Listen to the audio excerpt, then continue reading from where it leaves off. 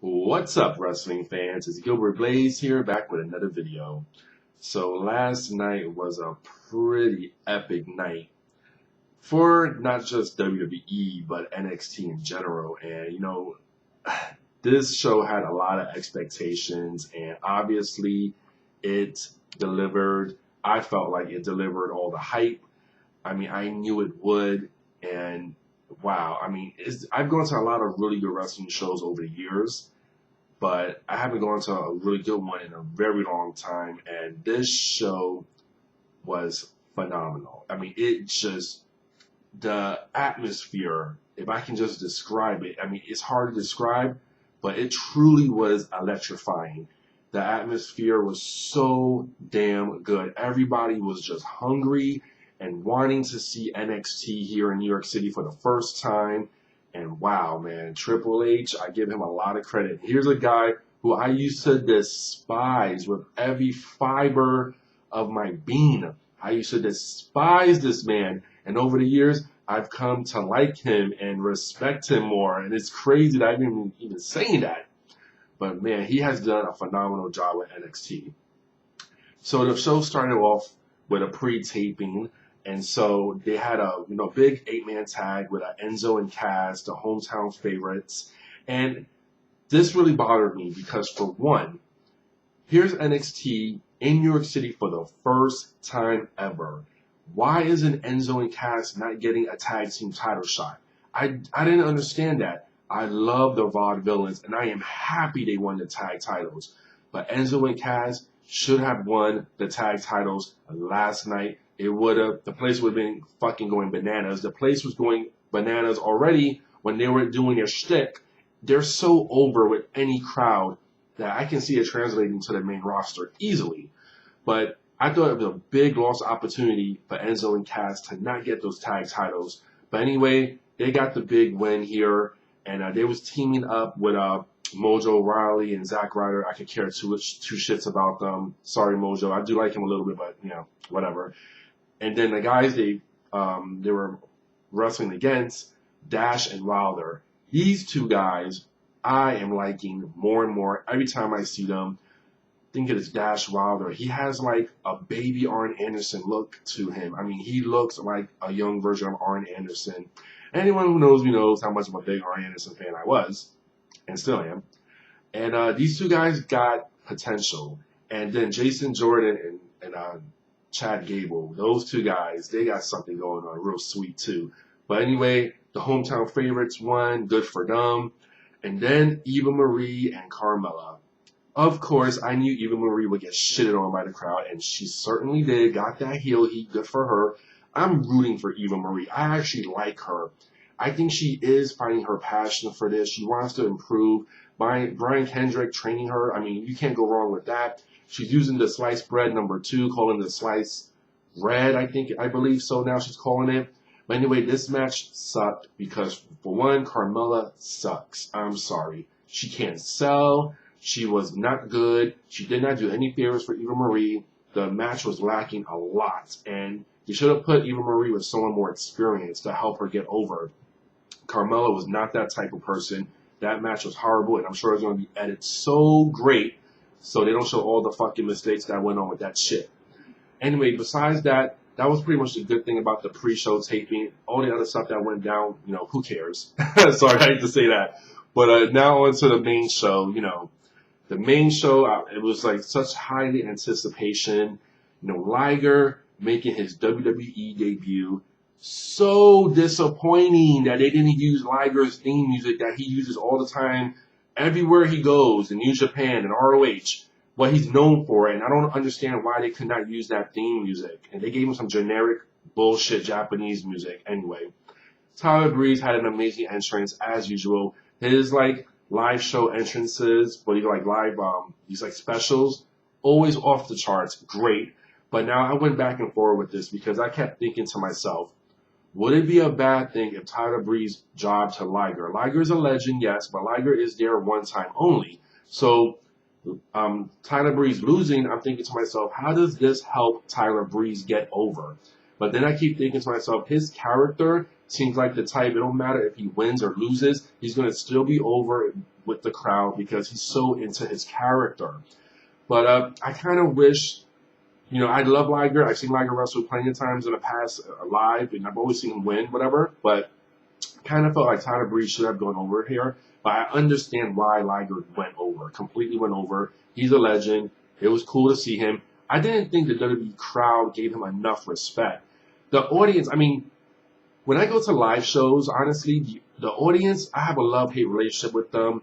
These people were pissing me off in the audience. Because for one, for those of you who don't know, when Triple H opened up the show, before it went on air, he told the whole crowd he wanted to do something really cool, and he wanted us all to be a part of it. Basically, his whole shtick was he was going to dim the lights, be completely dark, him in the middle of the ring with a spotlight. He wanted dead silence, complete dead silence. And then he was going to do his little monologue and then raise his hand, and then everyone's going to go ape shit and make a whole bunch of noise. He asked us 3 times if we can all be quiet. But of course, you got these asshole marks, these stupid fucking wrestling fans that don't want to listen, that want to be a rebel and do the opposite shit. So people were making noise during his monologue, and it didn't go as planned. And that shit pissed me off. But needless to say, the crowd was good for the most part because they were popping hard for the right stuff. And it was just a really good show. I don't want to go over the whole card, but just the stuff that I was really liking. But basically, Samoa Joe and Baron Corbin. I think Baron Corbin had his best match to date in NXT.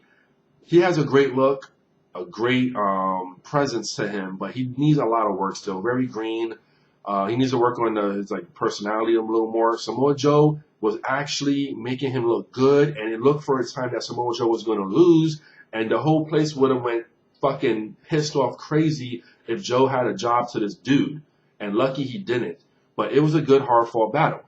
And I gotta say, going back with the tag titles again as well, so happy for Leva Bates. They gave her an opportunity to come out during this special. Blue Pants is completely over with the NXT crowd. And I'm happy for Leva Bates. She's been a veteran on the indie scene for a long time. I watched her in Shimmer so many times, and she has a great, great story to her. And happy that they gave her a little, notch here and had her, be with the Vaudevillains. The Vaudevillains, I love their gimmick so much. I do worry how it's going to translate onto the main roster. But now that they're the tag team champions, good for them. And also, I wanted to talk about the debut of Yuha Nation, who's going by the name Apollo Crews. Not too thrilled about the name Apollo Crews. I think it's a little stereotypical. But anyone that knows Yuha Nation, they know the guy's been doing his thing for quite some time now. He's extremely athletic, agile, he's strong, and he showcased that against Ty Dillinger, the Perfect 10, who I kind of like that gimmick as well, too. So they might do some good stuff with him. But perfect showcase for Apollo Crews, and I've got to take some time to get used to that name. But also, they had a lot of people in the crowd. You had a NWO and Nash, Hall, X-Pac. That was cool to see. Ric Flair, Sergeant Slaughter. They had a couple of WWE talents in the ring. But most importantly, one person who I didn't expect to see get showcased by the WWE Universe was a Joshi legend herself, Kana. When they shown Kana with Ric Flair and Sergeant Slaughter, and they put her name, and it spelled it wrong, Kanna, her name is spelled Kanna, I'm thinking to myself, they spelled her name a different way. Does this mean that they're going to sign her to NXT? Is she going to be working for WWE? I was really marking out for that moment. If they sign Kana, wow, that is a big, big plus for their women's division. It would be insane. Speaking of the women's division, match of the night, maybe match of the year candidate, Sasha Banks versus Bayley. I got my Bayley t-shirt that I wore last night very proudly because I knew Bayley was going to win this title. She had to. It was her time to shine, her moment in the spotlight, and it went beautifully. They gave them plenty of time. They told a great story. They were selling Sasha Banks was total heel mode, doing little extra things that you do to sell your character, and she played it so well. Bayley took a beating in this match, and she was the underdog. She played it to a tilt.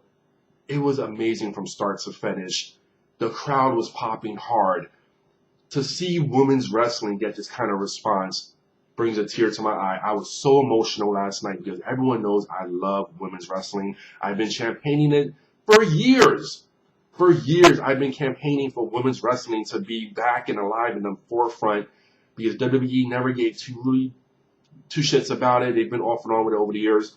But wow, Triple H and Stephanie have really shown an interest to want to do women's wrestling proud, and they did it tonight.